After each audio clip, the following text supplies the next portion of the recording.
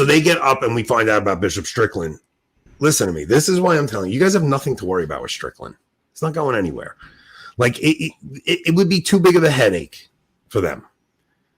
Way too big of a headache. Like when I tell you Bishop Strickland, like John Henry Weston calls him America's bishop because he is America's bishop, because he's the only one that would fly to LA to protest the Dodgers. He's the only one who speaks up on pro-life stuff. He's the only one who speaks up on anything. So and it's like wherever the issue is in the country, you hear from Bishop Strickland and he says something. He's like the last moral voice in America, right? You get rid of a guy like him, like he'll be at the canceled praise conference next year. They don't want that. That would be a watershed moment for so many people in the church that are still playing the everything's fine with Francis game. Like you just can't play that game. Look, and the reason he got the apostolic visitation isn't because he's talking about these issues. He got it because he wrote that tweet about I reject Francis's plan to undermine the faith. You know, that's why he got it. I mean, he got, he should have been more careful than that probably, but who cares? Like it's the truth. So it's the truth, right? So it's like, and people that are going to try and say that he's not trying to do that, it's like, come on, like, are we still pretending? Like, I don't like playing. And you're right. It's whether you're trad or conservative or whatever. Like, we all feel like we'd go into battle with him because we all know he would with us. Like, if something crazy were to happen in my diocese, I have more confidence he would show up to do something than my own bishop would. Joe Diodati says that he's endorsing the new Jim Caviezel movie. That might be why. Now, here's what I'm going to tell you. You guys think the trad community is small, right? We're only 2% of the church, they say, right? Like the trad community is small. Do you want to know what community is small? The Francis fans. Like, really think about what I'm telling you. Like, there are people who endure Francis and don't say anything. But the faction that actually likes the man is not liked. There's not. I mean, you're talking about most of the people that like Francis. They're not the Catholics that are at mass, anyways. So. They're not going to mass on Sunday. They're the people who don't care about their faith. But not even that. Just listen. Mike Lewis runs where Peter is, right? Like he runs that outfit. That would be like analogous to 1 Peter 5 when Steve Skojek ran it. Like he's the one on the left and Skojak's on the right. Skojek had like 25,000 subs on his YouTube channel. Mike Lewis has 700. Like, we're bigger than Mike Lewis. 1 Peter 5, or not 1 Peter 5. Where Peter has 700 subscribers. We are bigger than that. There is no market for this content. Because their market's literally like dying as we speak. Which market? That market? Yeah. There's nobody cares about it. Nobody wants to hear. Look, there are those who want to undermine the church and are just leftists, right? They won't care about the church. They're not listening to what Pope Francis said. They're too busy at their pride marches. Exactly. Like, they don't, like, it's not like there's people who love Francis and love what he's doing because he's great for the church. It's just, they don't exist. You think we're small? We're not small. We have momentum. Listen to me. The FBI wouldn't be spying on us if we were really no threat.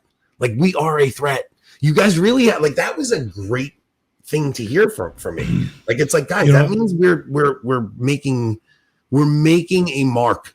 They're worried. But if you get a guy like Strickland, now you have those trads that they're so worrisome they have the FBI in. Plus, you're getting your normie conservative Novus Ordo. One stat that's thrown around a lot in kind of the Second Amendment, like Gadsden flag, libertarian sort of community is 3%.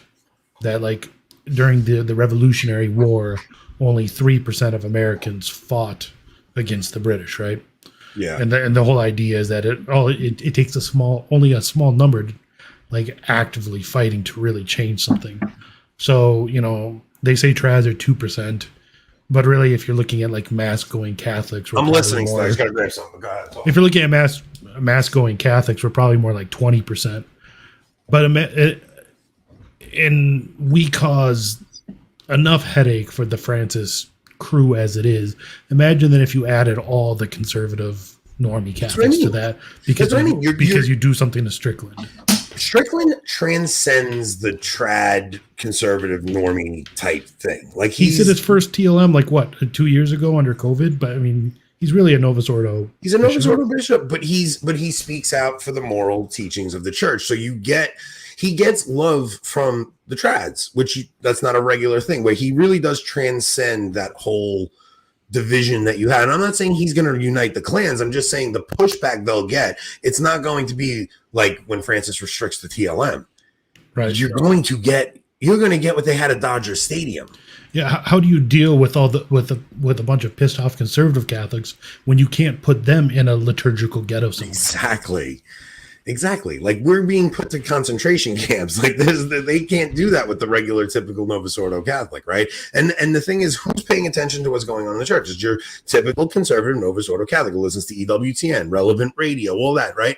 So when Doug Barry and Jesse Romero, these guys are with that arena, right? They're like that's their realm. Like they cross that bridge a little. Yeah, they're not trads. I mean, we love those guys, but they're not trads. So it's like, if they're getting up and they're like fired up over there, and they were like, "We got you back, Bishop." Like everybody was like, "Yeah, let's go." Like, so if those guys are feeling that way and they're going to cause a stink, you're going to get that from Raymond Arroyo, and you're going to get that whole crew. Everyone will be up in arms. They're not going to cause that big of a stir to their mission.